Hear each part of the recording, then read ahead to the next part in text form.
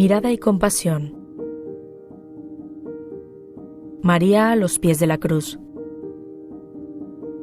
Su madre, la hermana de su madre, María, la madre de Cleopa, y María de Magdala, estaban cerca de la cruz de Jesús.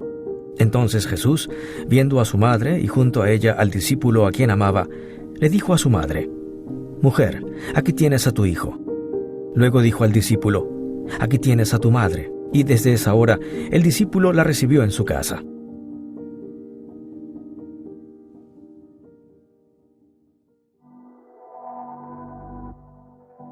La compasión nos impulsa a no mirar con indiferencia el sufrimiento ajeno, sino a vivir juntos cualquier sentimiento.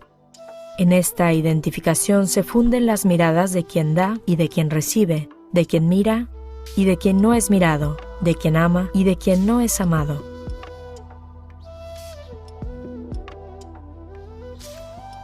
Evoca pues gratuidad, benevolencia y total confianza en los brazos de Dios, que devuelve a la criatura herida por el pecado la capacidad de amar y de sentirse amada.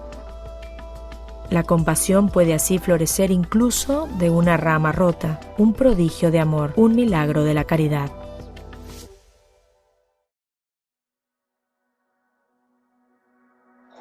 À chaque fois que j'entends parler de la croix, c'est un moment où je m'incline, où je vois l'immense amour du Seigneur qui a accepté de mourir pour nous.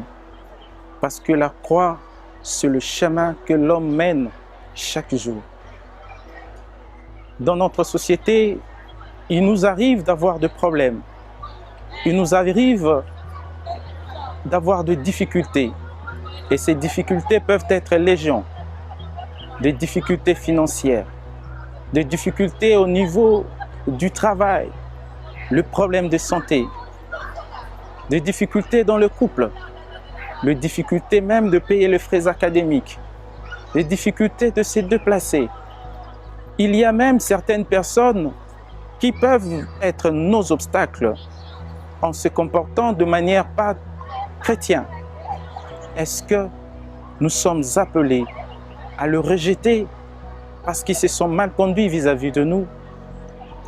Non. Que devions-nous faire en tant que chrétiens et jeunes? Nous sommes appelés, à l'image du Seigneur, de regarder la croix.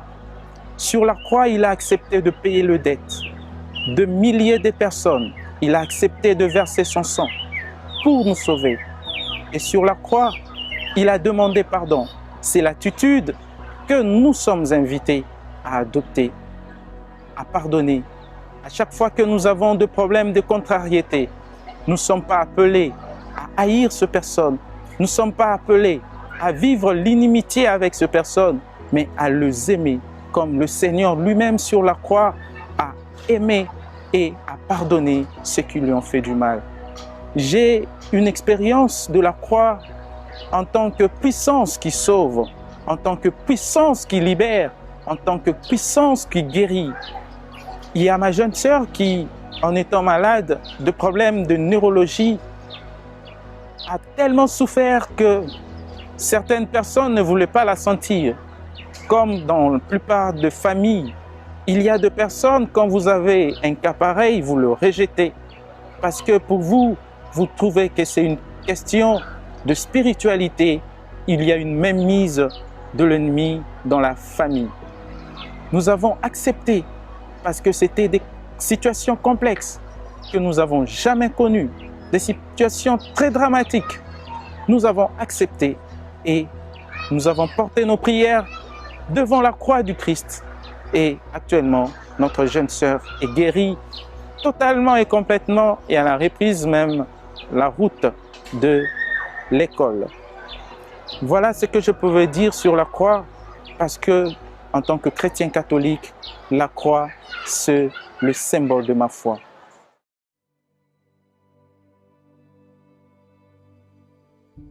El 30 de octubre tenía que estar en el seminario. Mi modesta indumentaria estaba preparada. Mis familiares estaban felices y yo más que ellos. Solo mi madre estaba pensativa y me envolvía con su mirada. Quería decirme algo y estaba buscando el momento adecuado. La noche antes de la partida me llamó aparte.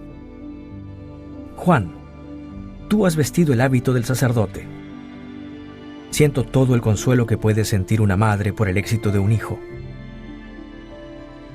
Pero recuerda que no es el vestido lo que honra, sino la virtud. Si algún día tienes dudas sobre tu vocación, por el amor de Dios, no la deshonres. Déjalo de inmediato. Prefiero tener como hijo a un granjero pobre que a un sacerdote descuidado en sus deberes. Cuando naciste te consagré a Nuestra Señora. Cuando empezaste tus estudios, te aconsejé que la quisieras siempre. Ahora te recomiendo que seas todo suyo, Juan.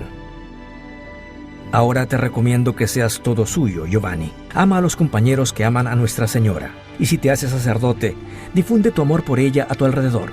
Mi madre se conmovió. Y yo, llorando, le respondí: Madre, nunca olvidaré tus palabras.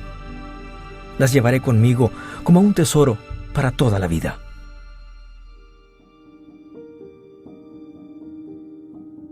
Je vais vous relater une histoire très douloureuse de mon très cher ami Onésime, un ami calme, un ami affectueux, un ami qui n'avait pas de problèmes avec les autres ni les professeurs. Pendant cette période de confinement, nous étions à la maison et on était en train de se poser des questions. Est-ce que nous allons reprendre les études? Est-ce que nous pourrions présenter notre examen d'État, l'équivalent du... Et soudain, un jour, une nouvelle vient et nous entendons que Onésime venait de perdre sa maman. Et alors, on était très triste. Lui aussi était triste. Et alors, on s'est mis à sa place et on s'est mis à se poser des questions. Est-ce qu'il aura le courage de reprendre les études? Il aura le courage de présenter son examen? Est-ce que son père aura le courage encore de payer les frais pour continuer ses études? Alors, on s'est organisé, nous avons cotisé de l'argent, le peu qu'on avait, nous l'avions apporté ça chez lui. Et malgré que nous l'avions apporté de l'argent pour le deuil de sa maman, mais nous l'avions aussi apporté de la joie. Vu qu'il n'avait plus le sourire, nous l'avions apporté la joie et il était en train de... On était là, on jouait, on rigolait. Et après ça, on ne pensait pas qu'il allait revenir les jours de la rentrée à l'école, mais soudain, on l'avait vu là, le matin, il était revenu, il était très joyeux. Et nous aussi, nous étions très contents de le revoir. Et je voulais vous dire que même si nous avons perdu des proches, il ne faut jamais se décourager. La vie continue. Les autres sont là pour nous aider, pour nous assister. Ils sont là pour nous donner la joie, même si on perd des proches qui nous donnent de la joie, mais eux aussi sont là pour nous donner de la joie, les sourires aux lèvres. Merci.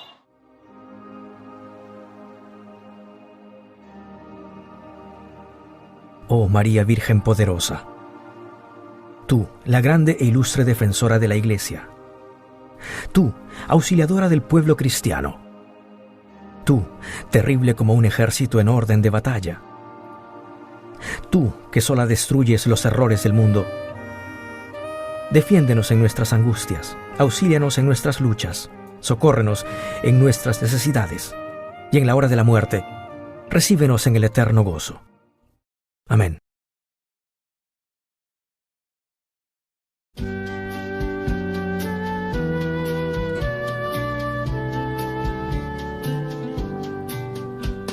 Toi, Notre-Dame, nous te chantons. Toi, notre mère, nous te prions. Toi qui portes la vie, toi qui portes la joie, toi que touche l'esprit, toi que touche la croix. Toi, Notre-Dame, nous te chantons. Toi, notre mère, nous te prions.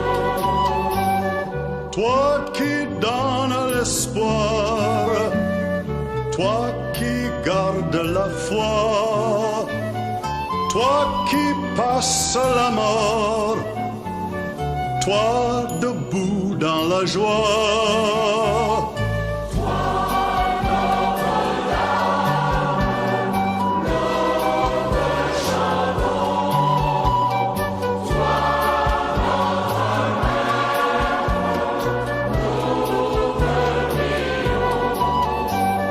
Toi le cœur sur la main, toi la joie pour les yeux.